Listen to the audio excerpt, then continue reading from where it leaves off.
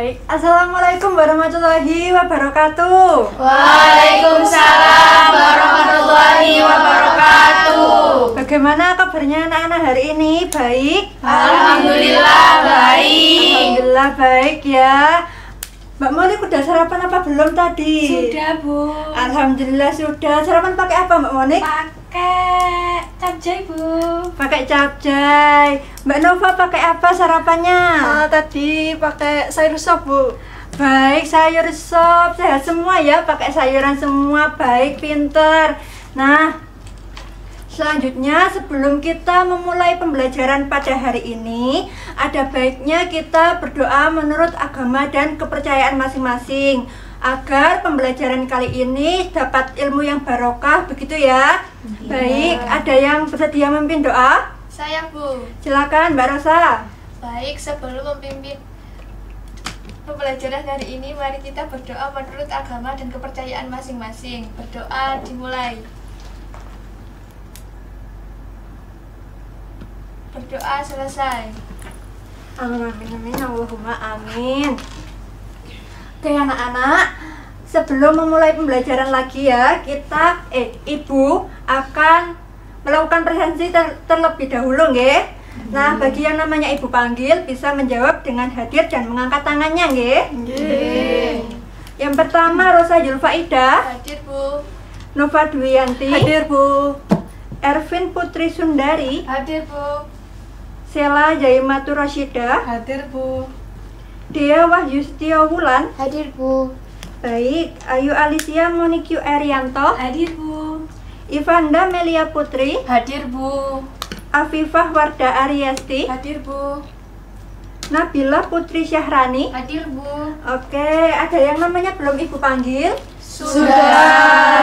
Semua, Alhamdulillah masak semua gitu ya? Ya. Nah, baik anak-anak, minggu kemarin kita sudah belajar mengenai materi apa? Ada yang masih ingat? Kebudayaan. Alhamdulillah masih ingat ya. Inti dari kebudayaan apa? Sedekah bumi, Bu. Nah, bagus Mbak Ervin. Sedekah bumi itu salah satu contoh dari kebudayaan yang ada pada negara kita, begitu ya? Nah, kebudayaan itu sendiri adalah suatu unsur yang dibentuk oleh masyarakat untuk memenuhi kebutuhan hidupnya, begitu nggih? Nah, kemarin kita mengambil contoh kegiatan sedekah bumi. Nah, di sedekah bumi itu tentunya ada beberapa kegiatan yang dilakukan oleh masyarakat. Contohnya apa saja kemarin? Pawai budaya. Makan bersama. Doa bersama. Pawai budaya. Pawai budaya, apalagi? Pagelaran seni. Pagelaran seni, pinter. Nah, di beberapa kegiatan yang dilakukan oleh masyarakat ini, tentunya di dalamnya ada sebuah proses yang tidak bisa lepas dari kehidupan kita. Apa? Ada yang tahu? Interaksi sosial. Interaksi sosial. Nah, anak-anak, hari ini kita akan belajar mengenai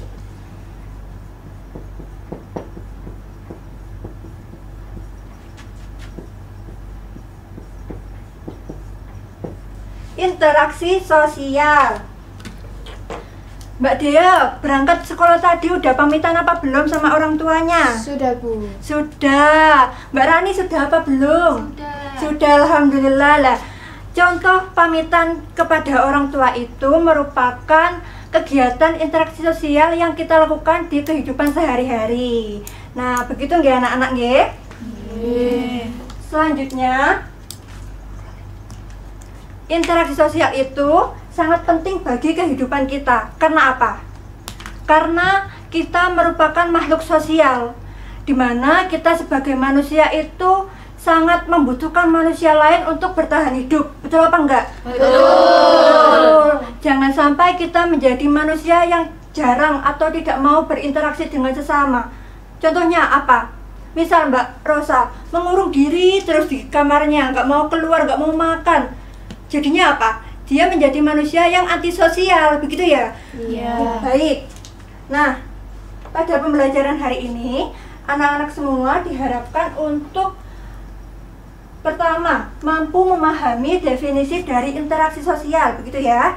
Dan yang kedua, anak-anak semua diharapkan mampu memahami syarat jenis dan bentuk dari interaksi sosial. Dan yang ketiga, anak-anak semua diharapkan untuk mampu menganalisis dampak dari interaksi sosial yang kita lakukan di kehidupan sehari-hari. Begitu nggih? Nah, setelah ini akan kita bahas lebih lanjut mengenai materi pada hari ini. Diharapkan anak-anak semua mengikuti pembelajaran hari ini dengan baik, nggih? Nggih.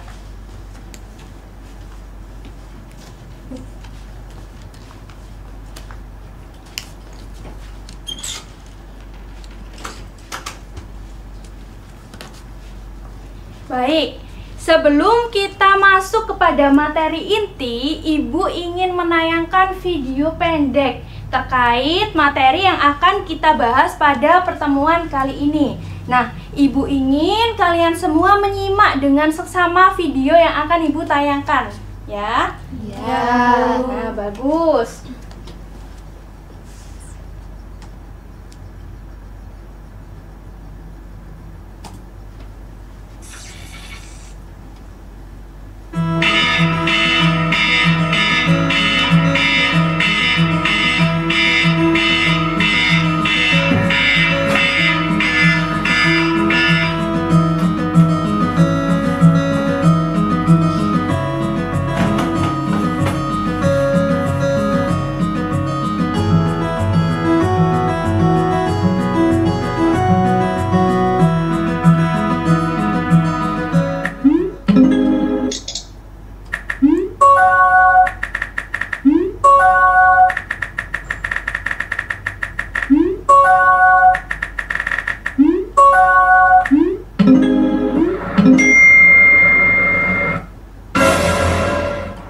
Belka?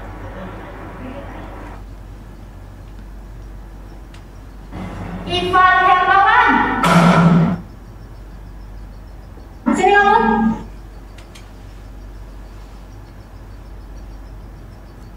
Mana tugas kamu? Saya belum punya kelompok, Bu. Kenapa kamu belum punya kelompok, Van? Kawan-kawan kamu itu udah punya kelompok semua. Apa alasan kamu sekarang? Saya belum punya kelompok, Bu. Kenapa? Ya ampun, Van, udah deh. Ibu nggak mau ambil alasan kamu. Sekarang kamu harus turun ke bawah, strak, lalu kamu hormat ke bendera sampai jam ibu selesai. Van?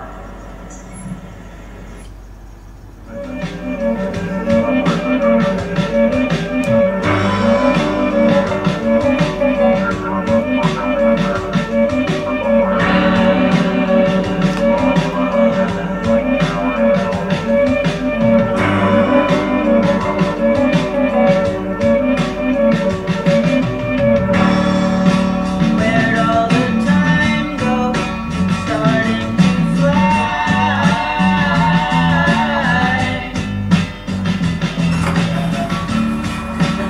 See how the hands go, waving goodbye.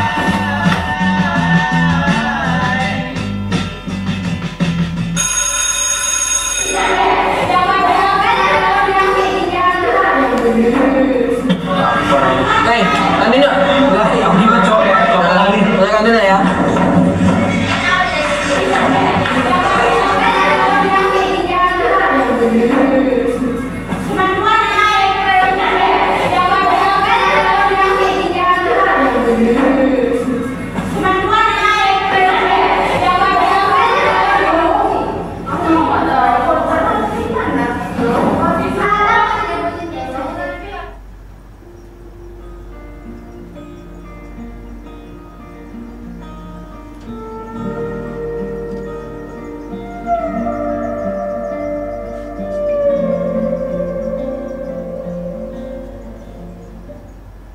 Woi, nama lu Ivan kan? Iya. Nggak dapat Pak Dodo. Udah, daripada nggak dapat Pak Dodo, gabung sama kita aja.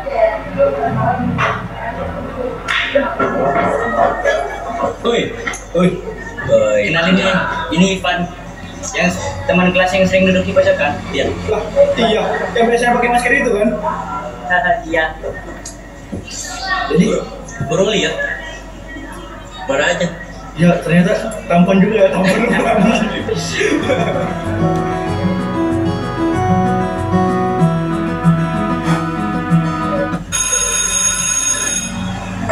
Gak sadar dia udah bel. Belum masuk yuk, tergurang kamu. Jalan. Yalah, yuk.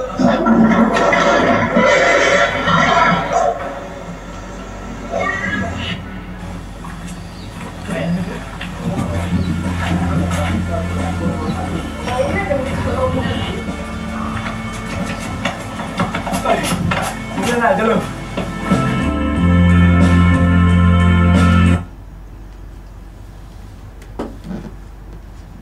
Nah, setelah Ibu tayangkan video tadi, Ibu mau tanya, tadi semuanya memperhatikan apa tidak? Memperhatikan. Benar, memperhatikan. Iya. Nah, kalau memang memperhatikan, sekarang Ibu mau tanya pada kalian semua. Apa informasi yang dapat kalian tangkap dari video yang telah Ibu tayangkan? Interaksi sosial. Nah, bagus, interaksi sosial. Tadi yang Ibu tayangkan itu merupakan salah satu contoh dari interaksi sosial. Nah, kan tadi kalian sudah melihat videonya ya, itu interaksi sosial. Nah, sebenarnya apa sih interaksi sosial itu?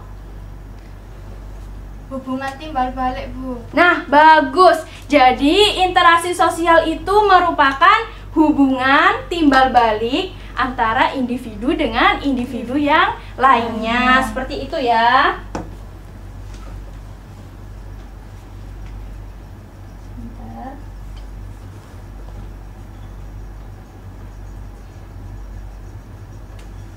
Nah, jadi ini interaksi sosial merupakan hubungan timbal balik antara individu satu dengan individu yang lainnya. Seperti video yang telah Ibu putarkan barusan. Itu ada Ivan yang berinteraksi dengan gurunya. Dia dimarah-marahin sama gurunya karena belum dapat kelompok. Terus interaksi lainnya, yaitu Ivan dengan teman-temannya. Seperti itu ya.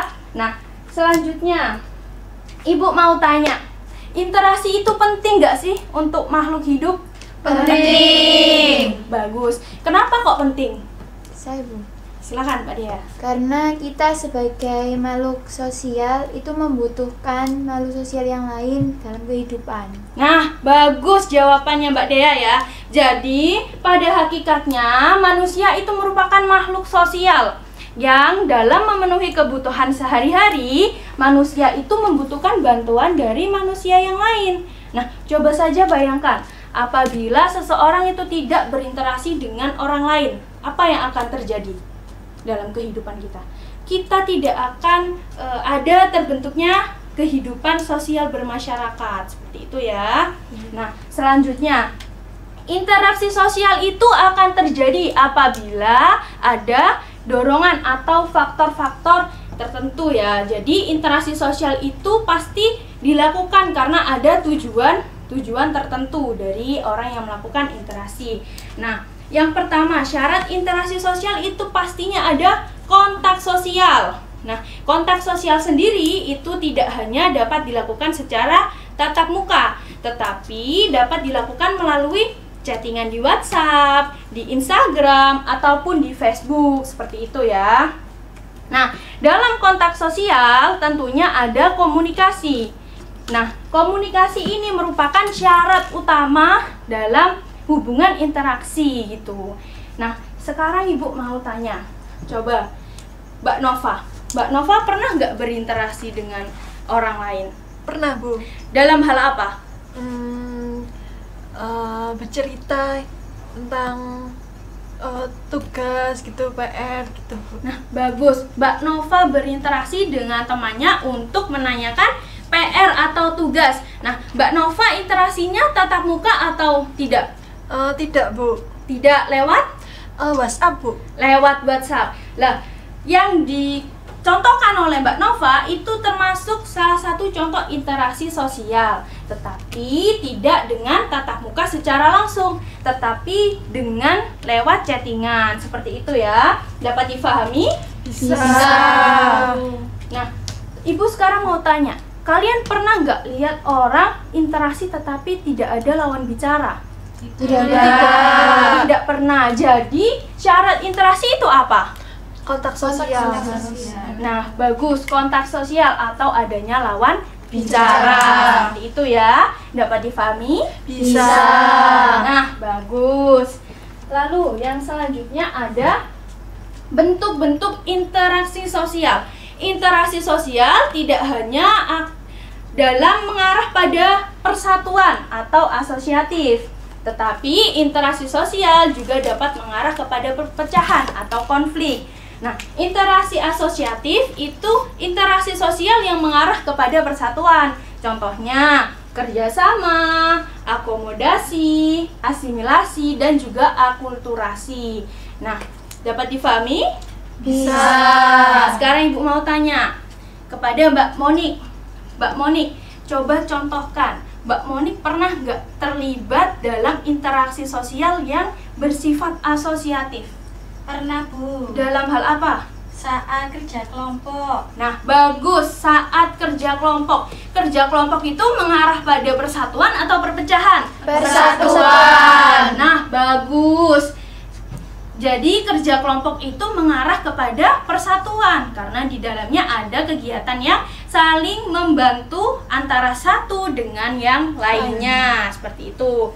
Nah, di sini akomodasi itu Ibu contohkan seperti Ibu ada masalah dengan Mbak Dea.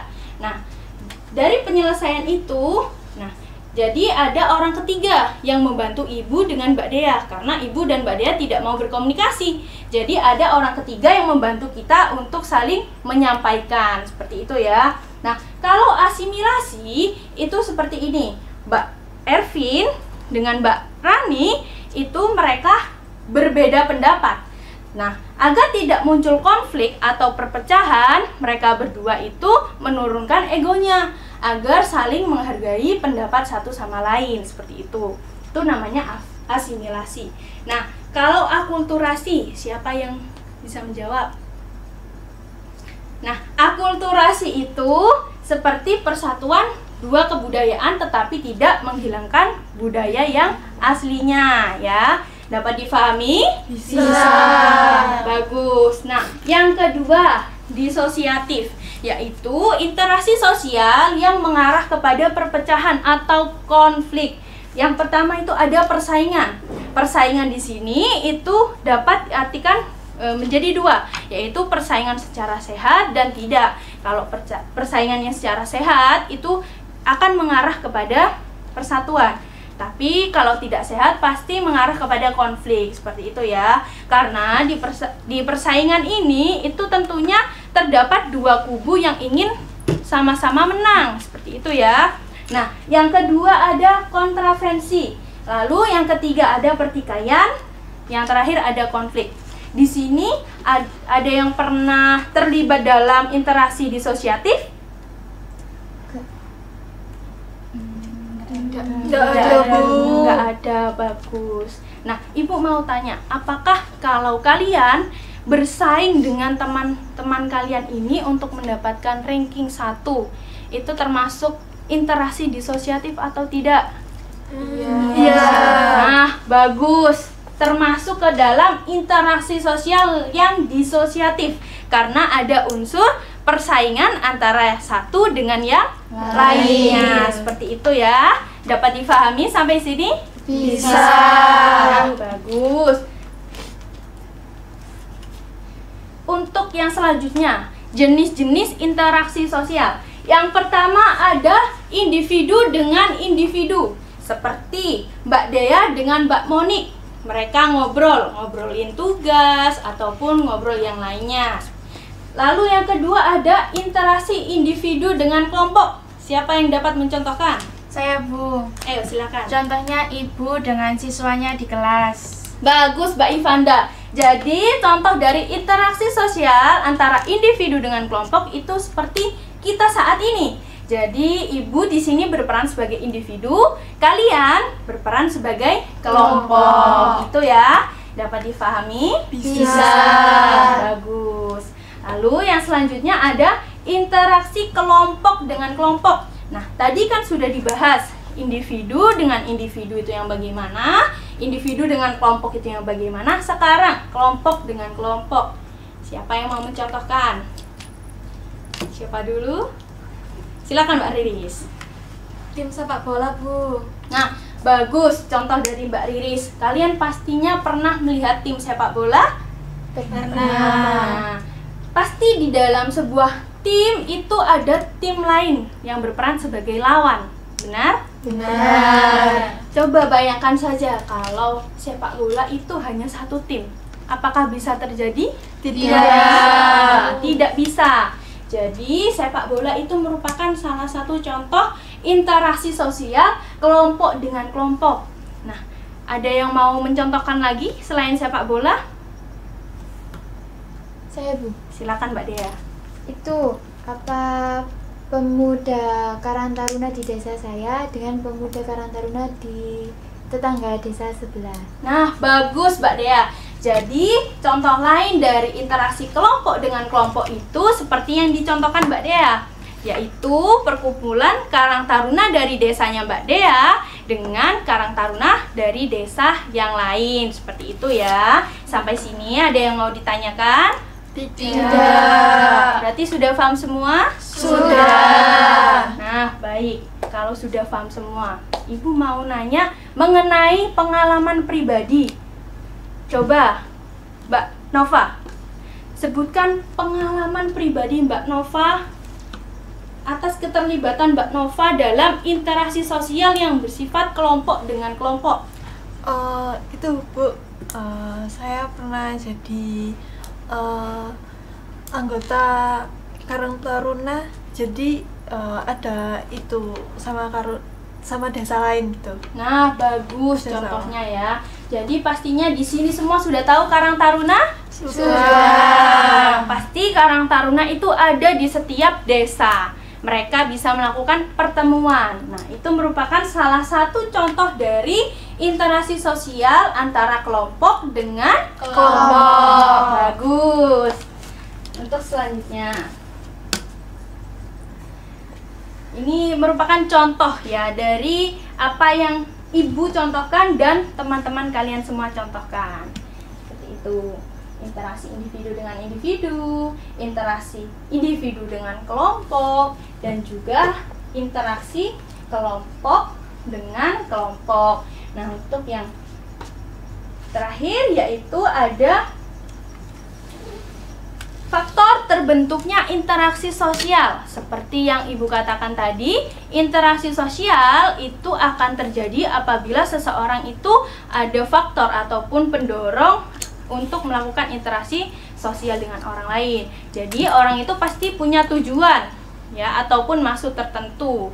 Yang pertama ada imitasi. Ayo, tolong Mbak Ervin dibaca. Baik, Bu. Imitasi. Seseorang atau lebih melakukan untuk meniru seseorang dalam hal gaya, sikap, perilaku, hingga penampilan yang terlibat menyerupai orang lain. Nah, terima kasih Mbak Ervin. Dari imitasi yang sudah dibacakan oleh Mbak Ervin, apa kata kuncinya? Meniru. Bagus, meniru. Berarti imitasi ini dapat dicontohkan seperti Mbak Nova ingin meniru gaya dari artis yang diidolakannya. Seperti itu ya. Iya. Di sini ada yang K-popers ataupun suka film anime? Ada. Ada yang sudah meniru kebudayaan atau fashionnya? Ada. Siapa? Coba ada yang mau memberikan contoh? Silakan Mbak Moni. Saya meniru gaya pakaian dari K-pop itu atau makeupnya, Bu. Nah, bagus Mbak Monik ya. Jadi Mbak Monik ini ngefans sama Korea ya. Terus dia meniru pakaian ataupun dia suka make up yang ala-ala Korea. Nah, itu merupakan salah satu dari imitasi, salah satu contoh dari imitasi. Lalu yang kedua ada sugesti. Tolong Mbak Dea dibacakan. Sugesti, seseorang yang terpengaruh karena adanya suatu dorongan yang diberikan orang lain dengan berbagai cara tertentu untuk melaksanakan suatu aksi. Nah, terima kasih. Lalu apa kata kuncinya, Mbak Dea? Terpengaruh. Nah, bagus. Terpengaruh atas dorongan yang diberikan oleh orang lain. Seperti contohnya, Mbak Ervin melihat sepatunya Mbak Dea bagus. Dia ingin membeli, tetapi dia ragu. Lalu Mbak Dea memberikan dorongan untuk Mbak Ervin membeli sepatu mirip dengan miliknya.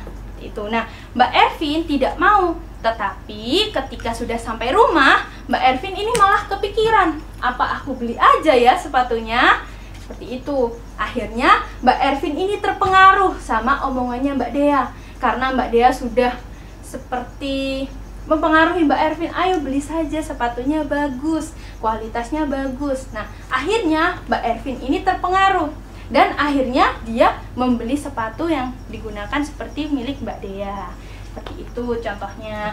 Dapat difahami? Bisa. Nah, bagus. Lalu yang selanjutnya ada identifikasi. Coba Mbak Rani dibacakan.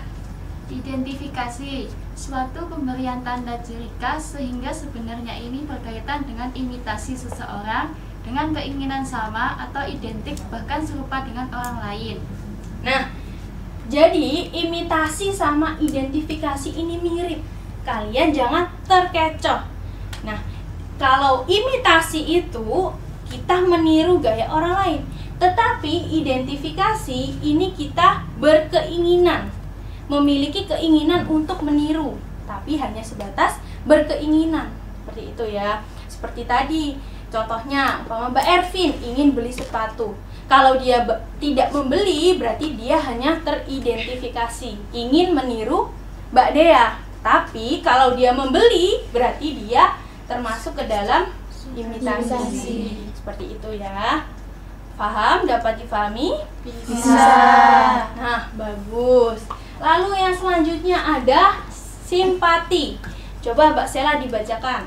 Simpati, bagaimana kita memperlihatkan sikap akan rasa tertarik pada sesuatu hal sehingga menimbulkan aksi. Nah, bagus. Kata kuncinya apa Mbak Sela? Menimbulkan aksi. Nah, menimbulkan aksi.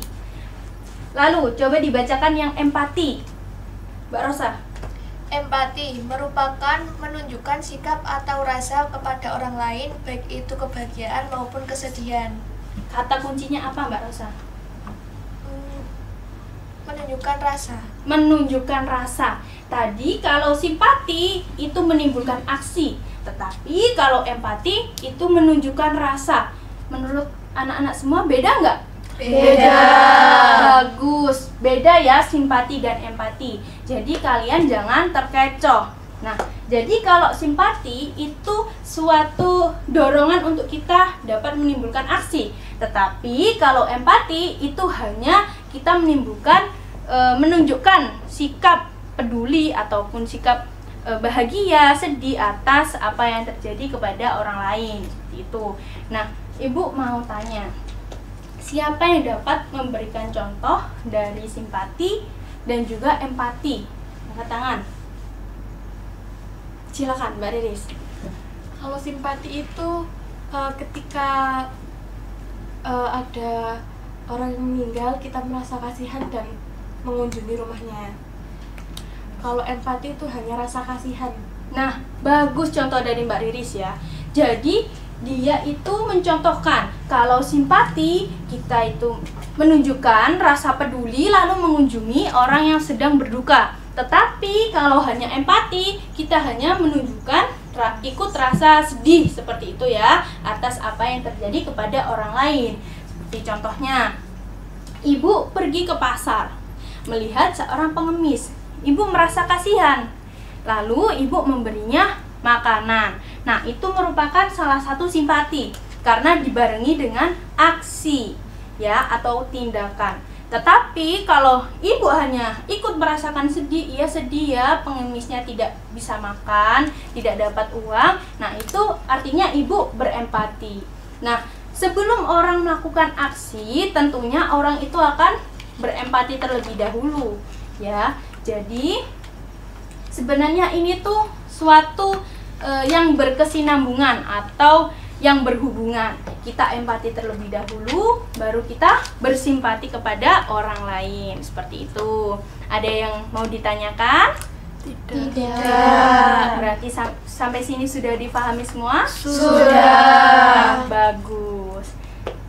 Saat ini kalau kalian semua sudah paham, Ibu ingin bertanya kepada satu orang relawan saja. Angkat tangan.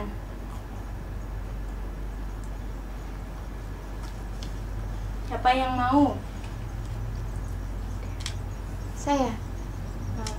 Ya, silakan Mbak Dea. Mbak Dea pernah nggak berempati kepada orang lain? Pernah. Pernah. Kepada siapa? Kepada saat itu saya sedang membeli buah. Terus itu ada bapak parkir, dia tuh mau beli buah. Terus melihat dia pas ngeluarin uang dari sakunya itu cuma beberapa gitu. Terus tangannya sama saat jalan itu kayak getar. Jadi kan saya kasihan gitu. Nah, bagus. Mbak Dea kasihan sama bapaknya. Lalu Mbak Dea ada tindakan nggak untuk menolong? Ada.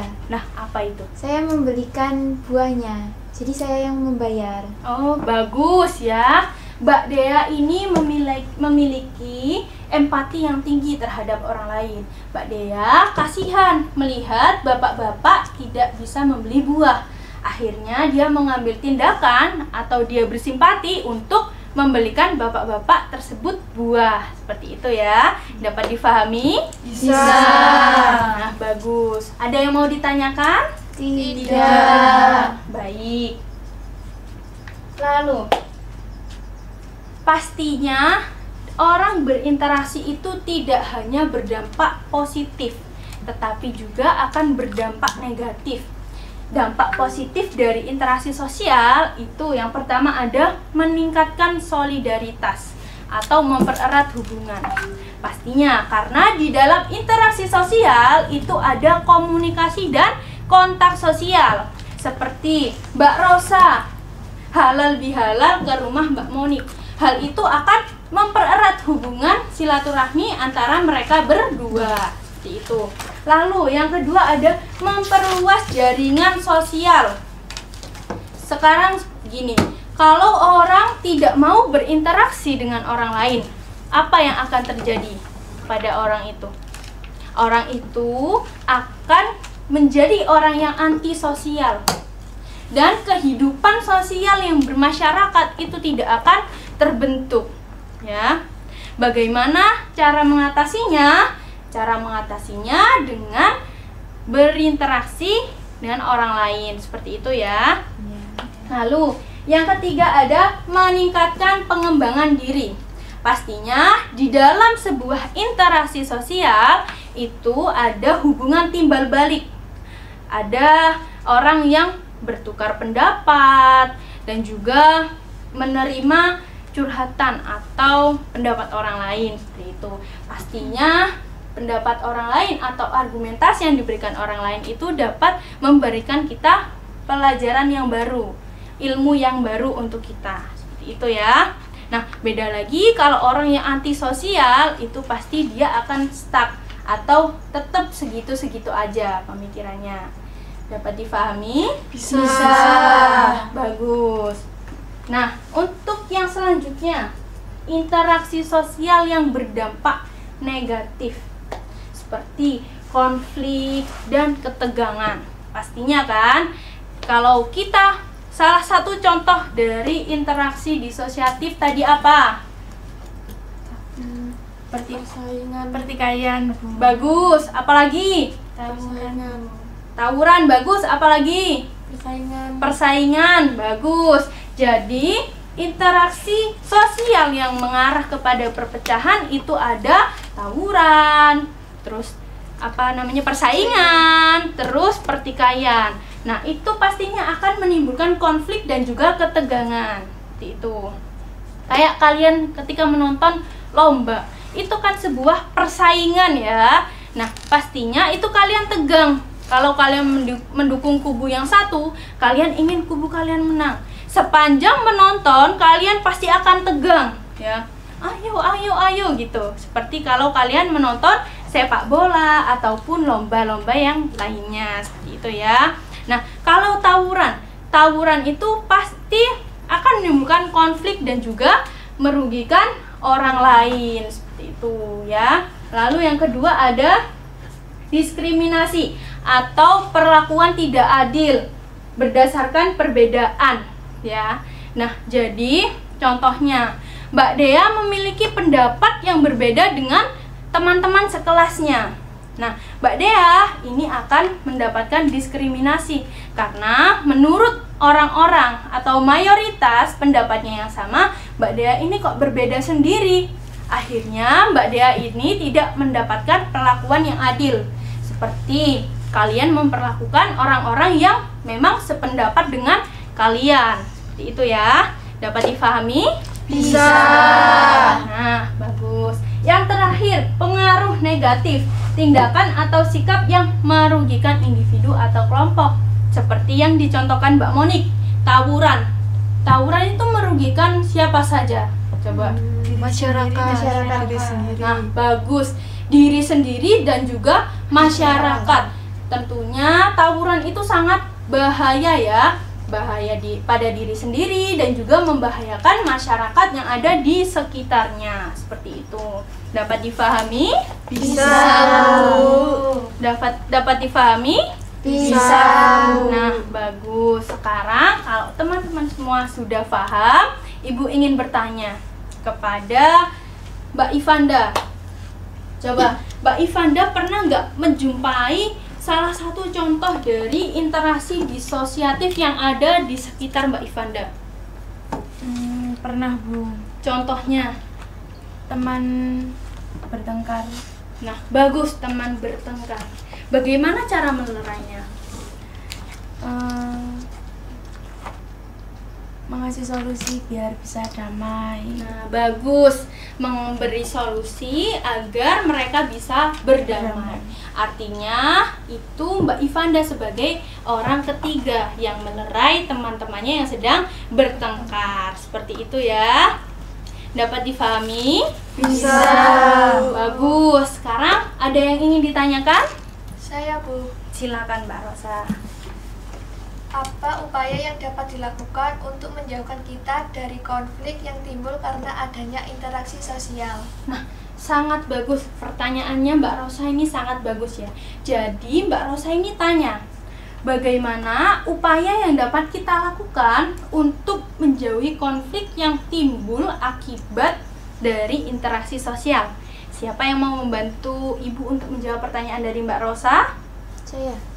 Silakan, Mbak Dea. Yang pertama ada ini lingkungan kita sama pertemanan, Bu. Nah, bagus. Ada yang mau menambahkan lagi?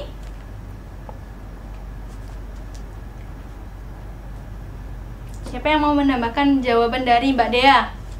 Mengontrol emosi, Bu. Nah, bagus, mengontrol emosi. Jadi, gini Mbak Rosa ya, untuk kita menghindari konflik yang timbul dari interaksi sosial, kita bisa mencegah dari diri sendiri. Seperti kita dapat mengontrol emosi. Seperti itu ya. Karena ketika kita berinteraksi, itu pasti akan terjadi perdebatan atau perbedaan argumen dari satu orang dengan orang yang lain. Maka dari itu, kita harus pandai-pandai mengontrol emosi seperti yang dijawab oleh Mbak Ervin tadi, seperti itu. Nah, selain itu kita juga dapat menjauhi lingkungan-lingkungan yang toksik atau lingkungan-lingkungan yang memang tidak baik untuk kita, seperti jawaban dari Mbak Dea. Dan juga kita harus memilih teman yang baik, seperti itu ya. Dapat menjawab Mbak Rosa? Bisa, Bu. Nah, baik. Ada yang mau ditanyakan lagi? Tidak, Bu. Tidak. Bagus. Jadi semua sudah paham sampai sini? Sudah. Baik. Kalau sudah paham semua, setelah ini Ibu minta untuk kalian semua memberikan kesimpulan dari pembelajaran yang dilakukan pada hari ini. Dapat difahami? Bisa. Nah, bagus. Sekarang bisa dimulai untuk menyusun kesimpulan apa yang dapat kalian ambil pada pembelajaran hari ini.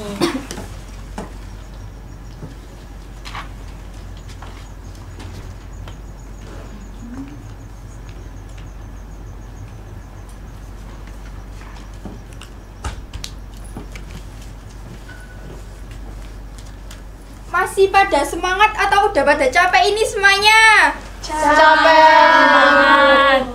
Waduh, yang mana ini yang benar? Kok ada yang bilang capek, ada yang bilang semangat? Semangat.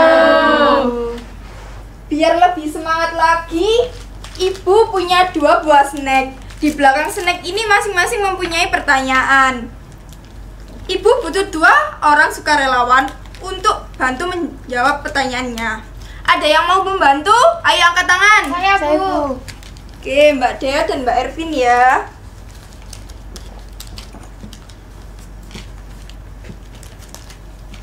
Ayo silakan maju ke depan.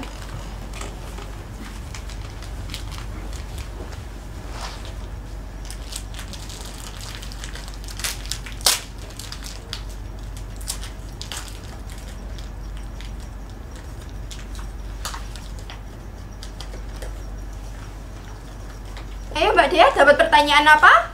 Kalau temanmu tiba-tiba jadi artis terkenal, apa yang bakal kamu lakukan biar tetap eksis di hidupnya? Jadi jawaban saya ada 2, Bu. Iya, apa? Yang pertama itu minta followers biar bisa ikut terkenal. Sama yang kedua, itu kita tetap menjadi supportnya, Bu. Karena bagaimanapun juga sebelum dia terkenal jadi artis, dia itu adalah teman kita. Jadi tetap berteman seperti biasanya. Waduh, bagus banget ini jawabannya Mbak Dea. Ayo beri tepuk tangan semuanya. Kalau udah dapat followersnya bagi ke Ibu ya. Siap, Bu. Oke, lalu Mbak Ervin? Dari cerita tersebut, apakah termasuk interaksi sosial? Jika iya, apa jenis dari interaksi sosial yang terjadi hari ini? Jawabannya, iya termasuk interaksi sosial, Bu. Oke, bagus sekali jawabannya Mbak Ervin. Karena jenisnya interaksi sosial adalah individu dengan kelompok. Oke, ayo beri tepuk tangan. Oke, silakan duduk Mbak Ervin dan Mbak Dea.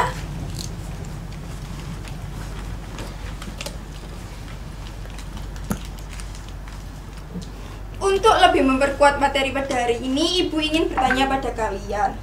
Nah, pelajaran apa yang kalian dapat pada hari ini, Mbak Moni? Untuk pelajaran kali ini saya dapat memahami, Bu, apa itu pengertian dari interaksi sosial. Interaksi sosial sangat penting bagi kehidupan manusia, yaitu saling membutuhkan, Bu. Bagus. Lalu Mbak Nova, apa yang didapat? Oh, kalau saya itu kita dapat pemahaman tentang bagaimana manusia berinteraksi dan membentuk hubungan dengan orang lain, Bu. Bagus. Lalu Mbak Ivanda, apa yang didapat? Menjadi tahu apa syarat interaksi sosial, terus faktor-faktor terjadinya interaksi sosial. Bagus. Dari ketiga jawaban teman kalian dapat disimpulkan bahwa interaksi sosial adalah proses hubungan timbal balik antar individu atau kelompok. Nah, kontak sosial dan komunikasi adalah syarat utama dari interaksi sosial. Nah, interaksi sosial ini dibedakan menjadi 3 jenis. Ada interaksi sosial individu dengan individu, individu dengan kelompok, maupun kelompok dengan kelompok. Nah, adapun faktor-faktor yang mempengaruhi interaksi sosial ini, yaitu faktor sugesti, imitasi, empati, dan simpati. Faktor sosial ini, interaksi sosial ini sangat berdampak positif bagi kehidupan kita sehari-hari. Namun, ada kalanya juga berdampak negatif. Nah, Ibu ingin tahu pendapat kalian tentang pelajaran pada hari ini sangat menyenangkan atau kurang menyenangkan, Mbak Rosa? Menyenangkan, Bu, karena materi hari ini sangat mudah dipahami. Oke, bagus. Lalu Mbak Rani? Menyenangkan, Bu, karena materi pada hari ini terjadi di lingkungan kita, di kehidupan masyarakat kita juga. Oke, bagus. Lalu Mbak Sela? Menyenangkan, Bu, karena saya jadi tahu apa saja contoh-contoh dari interaksi sosial di kehidupan sehari-hari. Lalu yang terakhir Mbak Riris, bagaimana? Sangat menyenangkan, Bu, karena saya bisa tahu kalau interaksi sosial itu bisa berdampak negatif dan positif. Bagus. Dari pelajaran pada hari ini, adakah hal yang membingungkan? Tidak. Karena tidak ada, Ibu ingin memberi kalian tugas. Tolong dicatat tugasnya ya. tugasnya adalah carilah satu contoh dari interaksi sosial baik dari lingkungan keluarga, sekolah, maupun teman. Nah, berikan juga dampak positif dan negatifnya. Tuliskan dalam satu paragraf. Ini tugasnya bersifat individu. Dikumpulkan pada pertemuan selanjutnya. Jika ada yang tidak mengerjakan atau mengumpulkan, akan mendapatkan sanksi. Bisa dimengerti anak-anak? Bisa, Bu. Bagus. Oke, sebelum mengakhiri pelajaran pada hari ini, alangkah baiknya kita berdoa terlebih dahulu agar pembelajaran pada hari ini barokah. Berdoa dimulai.